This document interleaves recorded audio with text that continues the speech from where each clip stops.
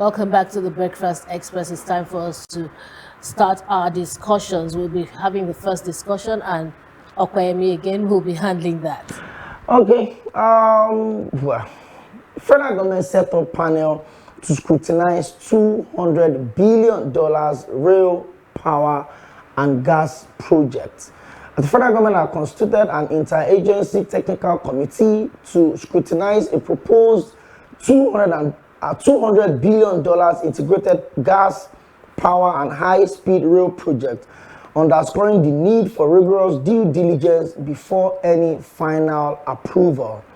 Inaugurating the panel in Abuja on Thursday, the Secretary to the Government of the Federation, George Akume, tasked members to carry out a thorough, objective, and professional review of the proposal in line with national interest. Akume said while the project holds significant potential to transform transportation, strengthen energy security, and stimulate industrial growth, it must undergo comprehensive scrutiny to determine the feasibility and alignment with national priorities. Well, what do you make of this one?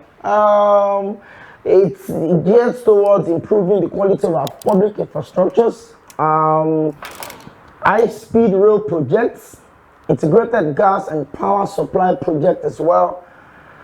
But the federal government is saying that, yes, we're buying into the proposal, but can we get a thorough report about this? And so that we don't make it another effort, because I'm sure that $200 billion, that's a lot of money. And I'm sure, again, that the funding would have to come from borrowed funds. So, and this is not the first of its kind. I've seen mega projects like this abandoned at some point. But the federal government, through the Secretary to the Government of the Federation, George Akume, is saying that go into this, scrutinize it, give us a comprehensive template, and make sure that it's a project that touches every part of the country. That's why they call it national interest. It shouldn't be a project that will look like that won't serve the interests of the Southwest or the Southeast or the South-South. It should touch everybody. Is this needed at this crucial moment? Well, if you ask my honest opinion, I really wish you didn't ask me that question. But since you've asked me the question, my honest opinion is if they're going to spend 220 billion on all of these things, I think first of all they should spend part of it on security. If we're not alive, we won't be able to enjoy these facilities. But since that's what they've decided to spend the money on, my hope is that while they're planning to do these things, they're also planning to educate and enlighten the people that vandalizing these things is not beneficial, will never be beneficial to anybody. I hope that they're also planning to enlighten the people, that the government cannot work alone. The government needs the help of the people. We're always stronger together. I hope that they're planning to bring, the people into these projects that they're planning. I hope also that they will be kind enough to consider, that when these monies, or if these monies are released for these projects, that we will know when, we will know how these monies are spent. That I hope they will be transparent enough to tell us that, okay, this is what we intend to use the money for. I hope they will be accountable enough to tell us this is what we have spent the money on. This is how much we spent, and this is how much is left. Do we use part of this money that's left to, help to improve the security challenges in Nigeria? We need to have a breakdown. We need people who are accountable. We need people who are responsible. We need people, leaders who would communicate and carry the people along. Without these people, you cannot be where you are. How come it is only when you need to use the people that the people play some sort of relevance, where you're concerned? How come it is only at such points? But when, other things that are, important to the people, you never let them know. I just hope that, I'm not excited. it's like, let me give you a typical example of a woman who was once married and, you know, maybe perhaps divorced or separated, or her husband, you know, passed on, or a man who was once married in the same situation. You know, after a couple of years, if the man lives alone or the woman lives alone, they become independent. Do you understand? So nothing really moves them or shakes them, if you understand what I'm saying. Because they've been used to their own company, they've been used to doing things on their own, and so on and so forth. So honestly, he asked me if I'm excited. I don't know which way the axe is going to fall, really. Who's going to benefit from all of these things? I can't be here feeling excited for something that the masses will not benefit from. I'm a person, you know, that is very interested in how the masses feel, how the masses are treated. If the masses are not happy, I'm not happy. So I'm not excited, really. But I mean, if it's something they are planning to do, and it's for the good of the nation, and not just the good of the nation, but the good of all concerned, perhaps, you know, I wouldn't mind, you know, but I'm not excited. Because, okay, I mean, the truth is they have cried wolf 1,001 times and the wolf never came. So if the wolf is really about to come now, I don't even know, and I'm not really interested like that. I'm not really interested because I don't know if this is going to work. I don't know if they're just going to take these monies and we won't hear about the monies anymore. I don't know if somebody is going to take this money and put the money in their pocket as has been done before. All these instances or you know, all these instances I speak about have happened before. And so I'm not really excited, but it's a good thing if it's for the development of Nigeria, and more importantly, if the people will benefit from this. I'm tired of, you know, them doing things, getting all these monies, and, you know, it's a certain group, a certain clique of people that benefit from it. Nigerians are out there suffering. Nigerians are eating from the dustbins, if you don't know. They are eating from the gutters, if you don't know. They are sleeping on the streets. They don't have hope for tomorrow. So if this kind of thing is happening, I'm not excited, except I see a change. You know, I have a friend that manages one of the biggest fast food joints on the island, and then she told me one day that so I saw some post on her WhatsApp status, and I was like, what's going on? She now told me that she woke up to that and she feels so bitter that the number of people that comes to wait for them when they close and are waiting for the leftovers of food is disturbing her. Like, she feels disturbed. So she had to tell her staff that you have to keep a percentage of everything you make at the end of the day. So they package it and they give it to those people. That because usually it used to be things that people used to come and pack for their dogs and all of that. Like now, like people don't even pack it home. They will sit there and want to be eating it. Maybe we don't understand how well we are as a nation. You see what you just described. My mind has interpreted it. You can imagine someone eating and chewing the bones and putting the bones back in that food. That food is remnants. That remnants will be packed, and somebody else will sit down and chew those same chewed bones. You don't understand. That's where we are as a nation. In case we don't know, let's look at the other story.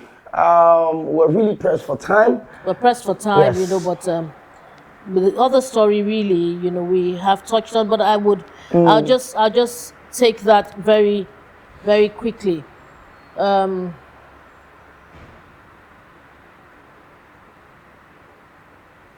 Wednesday, the United States of America, in its advisory, cited worsening security concerns as the basis for authorizing the departure of non-essential embassy staff and their families from Abuja.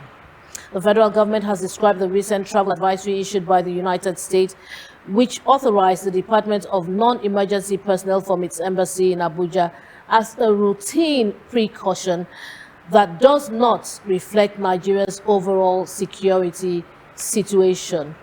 Well, what's your thought on this? That's diplomacy at play. You and I know that if you are telling me to leave a place, it's because you have credible intelligence and you cannot risk the lives of the people that are working for you. So when an American wakes up every day, we're not saying the America is the perfect state. They have their own issues, gun control issues, security, you know, religious issues and all of that. But a typical American wakes up and he says, God bless America, because the person believes that the system is set up to protect him, her, and her family, or his family, anywhere in the world that they are. You know, we have friends, relatives, and folks over there, and then when we have conversation, it looks like we are living in different worlds. Obviously, we are living in different worlds, but we are just on the same planet. So if the U.S. embassy, if the U.S. government releases such, and then they are saying that it does not reflect the true security situation of the country, why are you not telling your people to not travel to certain states? Why did you list Borno, Kwara? Why did you list Sokoto and Plateau, that Benue? Your people should not travel to those states. If you are saying it does not reflect the overall security situation in the country, then leave your people. So if you are saying the essential workers and non-essential workers should leave, or they should not travel to those states, if you say that does not reflect the current security situation, leave them in those states. So listen, I'd like to link it to one of the stories in The Guardian. It says fresh terror attacks fuel concerns, U.S. response despite official reassurances. So the point there is that there have been official reassurances from the government, of Nigeria to the United States of America to say, oh, your people are safe and all of that. But, you know, diplomatically, you know, these people, in communicating, they're diplomatic. Do you understand? And that's why they have made this statement, you know, to say that we respect your response, but our people should leave first. Because the life of a single American they're not going to tell our leaders that we don't believe in you. We've lost total faith in you. We accept your diplomacy. Yes, but our people need to leave first. Because every single American life is sacred. An American president will prefer to die for an American that is presiding over to die. But that is the case here in Nigeria. Now, let me tell you what that means. That, oh, listen, people will leave, you know. They have to leave so that they can be safe. It is you who says that it's not going to affect them. But we don't believe that that's what you have said. So we are going to take our own precautionary measures to ensure that our people are safe. If you want, you can mess around. You can continue to mess around with your people. We may not have that much say. But when it comes to us, we will show concern, we'll show priority, and we'll make sure that these people are safe. And if I were Nigeria, you see, especially the Yorubas, I don't know about I wish I could speak Hausa and Igbo and other languages. But you see, the Yorubas, they say that they have a lot of, I don't know what to call them, adages and proverbs that have undertones. You understand? And they should know better that if they were saying that, okay, we hear you that there is not going to be safe, then they would have left their people. The fact that they are taking their people away says that we don't believe in you. We have lost total trust. We've lost faith in your leadership. We don't trust you because you don't even value the lives of your people. How will you now value the lives of our own people? That's what they are telling them. If they don't understand, let me break it down. That's what they are telling them. The advisory is not even saying that the people in Nigeria, the Americans in Nigeria should leave. They're even warning the Americans that want to come into Nigeria. Again. So if the president is saying that he's marketing Nigeria to America, so the investors that wants to come, that wants to invest in mechanized farming in Benue, and you are saying that, wait, the U.S. government is saying that I can't go to Benue. So what is the essence of the president's pitching of economic opportunities to them? You see, there's nothing you want to sell to the international community if your security is not assured. Is the safety of investment and personnel is not guaranteed. Nobody is going to come and invest in your country. If their own citizens are carrying their investment outside, do you know how many Nigerian businesses have relocated to Ghana and Benin Republic and other countries? If Nigerians cannot even conveniently and safely invest in Nigeria, so me, that I'm an American, I will now listen to the advisory of the US. I will now say, well, because the Nigerian government has assured that I'm safe, I will abandon or ignore what my own country is giving me and fly into the country. We're making a mess of ourselves. You know, there's only one way for the president to go. Action. Nobody wants to hear you speak anymore or make promises, because they don't even know if these promises will be made good. So the only way to go to prove to these nations that we are even a greater nation is to take proper charge. And when you issue instructions and orders to your foot soldiers, to your lieutenants, you know, those who are not performing, take them out and put people who are ready to perform. I think it's time for us to move on to the last discussion topic, and this comes on a pleasant note. President Bola Tinubu commissions Tolu schools in Lagos. He has reaffirmed his administration's commitment to expanding access to quality education and equipping young Nigerians with practical skills needed to thrive in rapidly evolving global economy. He disclosed this at the unveiling of the remodeled Tolu Schools complex in Ajegule. Our correspondent, Fauzia Badeyonka Bakari, now reports. The president, accompanied by the host governor, Babajide Sanwo-Olu, and other top dignitaries, also inaugurated the Maracana Stadium in Ajegule with 19 mini football pitches, which has been renamed in honor of the president.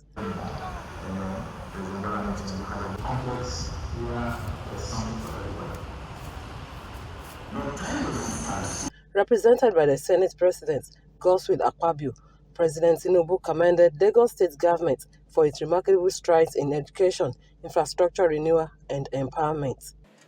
Projects like this show what is possible when leadership is very focused and deliberate. As a nation, we must build on efforts like this by ensuring that our schools produce thinkers, problem solvers, and innovators, the people who will drive our economy forward tomorrow for the sustenance and continuous growth of our nation, Nigeria. The president also virtually unveiled the Fresh Food Hub in Abijo, located in Ibeju-Lekki, as part of effort to boost food production and agro-industrial development. Governor Babajide Sanwo-Olu described the regeneration of Tolu Schools complex as a bold step towards building a learning environment suited for the 21st century generation. He urged students, teachers, and parents to ensure proper maintenance of the facilities. Same vein, we have also invested heavily in sports and sporting infrastructure, including standard AstroTurf football pitch and a tartan athletic track, a multi-purpose court, a spectacle benches with provisions for javelin, long jump, high jump, and others. We believe that Ajegule has been a cradle of athletic champions and sport enthusiasts, and it's a community of talent. It's a community of grief. Chairman of the Lagos State Special Committee on the Rehabilitation of Public Schools, Akim Smith, said despite several challenges encountered during the project, the determination to deliver a world-class learning environment ensured its successful completion.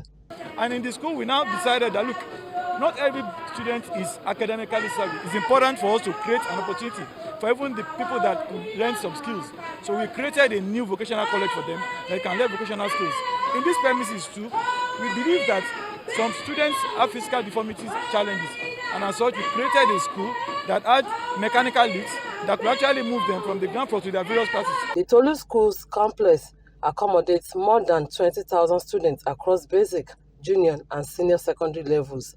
The facility features dedicated block for physical challenge students with solar panel lift, perimeter fencing, ICT hub, a vocational center, central laboratory, sports facility, a health center, and a fire station.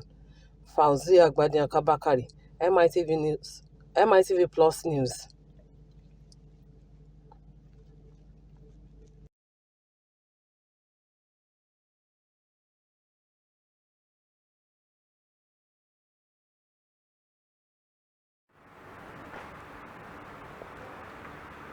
I'd like to congratulate the President of the Federal Republic of Nigeria, President Bola Ahmed Tinubu, on this great feat. And my congratulations goes especially to the Governor of Lagos State, Governor Babajide Sanwo-Olu. Well done.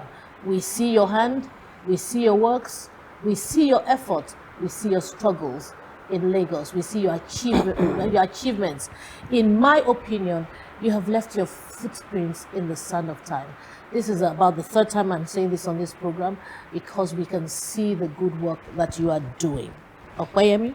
Yes, it's quite impressive. We spent almost the entire week, discussing about those legacy projects. Unfortunately, the president couldn't commission those projects, but it doesn't take anything away from it. I find it really questionable the fact that the president had to commission those projects in the first place, but it's something that we're used to. But a lot of congratulations needs to go to the team of Governor Sanwo-Olu at the GIS Center, very close to us here, the Okpebi Link Bridge, the Tolu schools. I was there on Saturday, and those are really, really impressive, delivery right there. So congratulations to you, Governor Babajide Sanwo-Olu. All right, it's time for us to call it a wrap. But before we do, we want to remind you to please follow us on all our social media platforms. It's at MITV Plus on Facebook, at MITV Plus _NG on Instagram, TikTok, and X. You can also watch our programs live on YouTube at MITV Plus _NG. Please remember to click the like and subscribe buttons, and that's how we will be wrapping up today's edition of The Breakfast Express. Opeyemi? Enjoy the rest of your weekend and stay safe. We'll be back on Monday, God willing.